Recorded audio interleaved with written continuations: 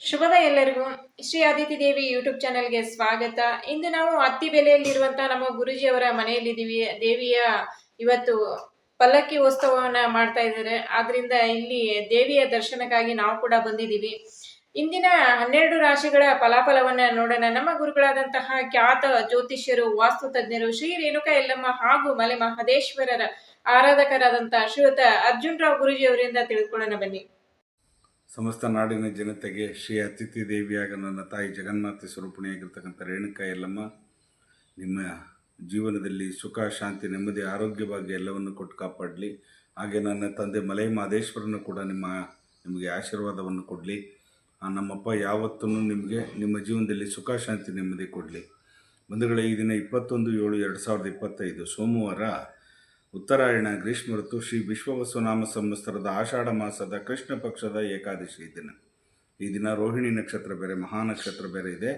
ಏಕಾದಶಿ ಕೂಡ ಇದೆ. ಈ ದಿನ ಮಹಾವಿಷ್ಣುವಿನ ಆಲಯಕ್ಕೆ ಹೋಗಿ ಒಂದು ಹೊತ್ತು ಉಪವಾಸ ಇದ್ದು ಈ ದಿನ ವಿಷ್ಣು ದರ್ಶನವನ್ನು ಮಾಡಿ ಖಂಡಿತವಾಗಿ ನಿಮಗೆಲ್ಲ ಒಳ್ಳೆ ಫಲ ಸಿಗುತ್ತೆ. ಶುಭಕಾಲ ಬಂದು 6:30ರಿಂದ 7:30ರವರೆಗೂ, ಮಧ್ಯಾಹ್ನ 3 ಗಂಟೆಯಿಂದ 4:30ರವರೆಗೂ ಒಳ್ಳೆಯ ಶುಭ ಕಾಲವಿದೆ. ಆ ಕಾಲದಲ್ಲಿ ನೀವು ಒಳ್ಳೊಳ್ಳೆ ಕೆಲಸಗಳನ್ನು ಮಾಡ್ಕೊಬಿಡಿ. ಬಂಧುಗಳೇ, ಈ ದಿನ 12 ರಾಶಿಯವರಿಗೆ ಫಲಾಫಲ ಯಾವ ರೀತಿ ಇದೆ ನೋಡೋಣ ಬನ್ನಿ. ಮೊದಲಿಗೆ ಆದಿತ್ಯಾದಿ ನವಗ್ರಹಗಳನ್ನು ಮನಸ್ಸಲ್ಲಿ ಪ್ರಾರ್ಥನೆ ಮಾಡೋಣ. ನಮ ಸೂರ್ಯಾಯ ಚಂದ್ರಾಯ ಮಂಗಳಾಯ ಚ ಬುಧ ಶುಕ್ರ ಶನಿ ಬೇಶ್ಚ ರಾಹುವೇ ಕೇತುವೆ ನಮಃ. ಗುರು ಬ್ರಹ್ಮ ಗುರು ವಿಷ್ಣು ಗುರುದೇವೋ ಮಹೇಶ್ವರ ಗುರು ಸಾಕ್ಷಾತ್ ಪರಬ್ರಹ್ಮ ತಸ್ಮೈ ಶ್ರೀ ಗುರುವೇ ನಮಃ. ಗುರುವೇ ಸರ್ವಲೋಕಾನಾಂ ಬಿಜಸೈ ಭೌರೌಗಿಣಾಂ ನಿಧೇಯೇ ಸರ್ವವಿದ್ಯಾನಾಂ ಶ್ರೀ ದಕ್ಷಿಣಾಮೂರ್ತಯೇ ನಮೋ ನಮಃ. ಆದಿತ್ಯಾದಿ ನವಗ್ರಹಗಳನ್ನು ಮನಸ್ಸಿನಲ್ಲಿ ಪ್ರಾರ್ಥನೆ ಮಾಡ್ತಾ ಈ ದಿನ 12 ರಾಶಿ ಕಡೆ ಗಮನ ಕೊಡೋಣ. ಮೊದಲಿಗೆ ರಾಶಿ ಆಗಿರ್ತಕ್ಕಂಥದ್ದು ಮೇಷರಾಶಿಗೆ ತುಂಬ ಅನುಕೂಲಕರವಾಗಿರ್ತಕ್ಕಂಥ ವಾತಾವರಣ ಸೃಷ್ಟಿಯಾಗ್ತಕ್ಕಂಥದ್ದು, ಮನಸ್ಸಿಗೆ ದುಃಖ ಆಗ್ತಕ್ಕಂಥದ್ದು, ಮಧ್ಯಾಹ್ನ ಮೇಲೆ ಒಂಥರ ಯೋಚನೆ ಮಾಡ್ತಕ್ಕಂಥದ್ದು, ದುಗುಡ ಆಗ್ತಕ್ಕಂಥದ್ದು, ಅಷ್ಟೊಂದು ಚೆನ್ನಾಗಿಲ್ಲ. ಮನಸ್ಸಿನಲ್ಲಿ ನೆಮ್ಮದಿ ಅಂತಕ್ಕಂಥದ್ದು ಇರುವುದಿಲ್ಲ. ವೃಷಭ ರಾಶಿಯವರಿಗೆ ಶ್ರಮ ವಹಿಸ್ತಕ್ಕಂಥ ದಿನ ಈ ದಿನ. ನೀವು ದುಡಿಮೆನೇ ನಿಮಗೆ ಇವತ್ತು ನೀವು ಫಲ ಕೊಡ್ತಕ್ಕಂಥದ್ದು. ಮಿಥುನ ರಾಶಿಯವರಿಗೆ ಬೇರೆಯವರಿಗೆ ಪ್ರೀತಿ ಪಾತ್ರರಾಗಿರ್ತೀರಿ. ಇದನ್ನು ಹೆಲ್ಪಿಂಗ್ ನೇಚರ್ ಮಾಡ್ತೀರಿ.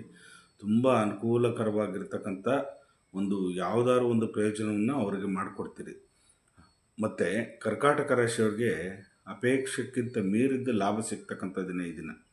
ಸಿಂಹರಾಶಿಯವರಿಗೆ ಸಂಭ್ರಮ ಅಂತಲೇ ಹೇಳ್ಬೋದು. ಈ ದಿನ ತುಂಬ ಚೆನ್ನಾಗಿರ್ತೀರ, ಲವಲವಿಕೆಯಾಗಿರ್ತೀರ.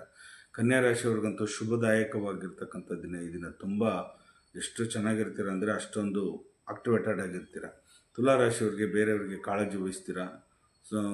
ಒಂಥರ ನೆಮ್ಮದಿಯಾದ ವಾತಾವರಣವನ್ನು ಕಾಣ್ತೀರ. ವೃಶ್ಚಿಕ ರಾಶಿಯವರಿಗೆ ನೀವು ಮಾಡ್ತಾ ಇರ್ತಕ್ಕಂಥ ಕೆಲಸದಲ್ಲಿ ಅಂದರೆ ಮಾತಾಡ್ತಕ್ಕಂಥದ್ರಲ್ಲಿ ಕೆಟ್ಟದ್ದು ಅನ್ನಿಸ್ಕೊಳ್ತೀರ.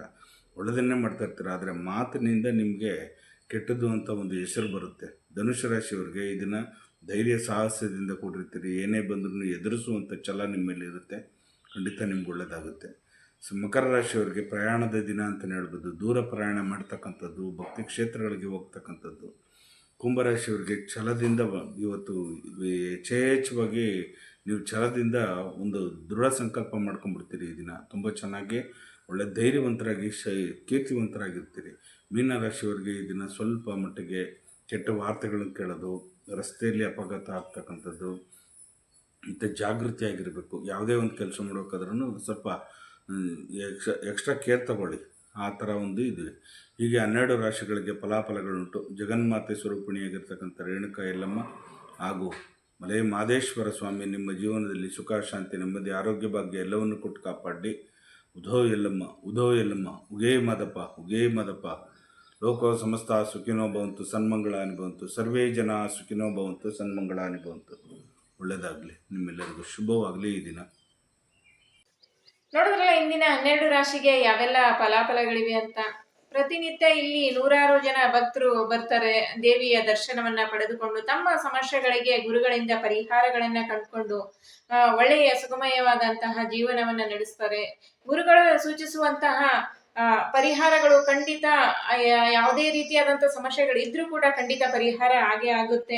ನೀವು ಕೂಡ ನಿಮ್ಗೆ ಯಾವುದೇ ರೀತಿಯಾದಂತಹ ಸಮಸ್ಯೆಗಳಿದ್ರೂ ಕೂಡ ಗುರುಗಳನ್ನ ಸಂಪರ್ಕ ಮಾಡ್ಬೋದು.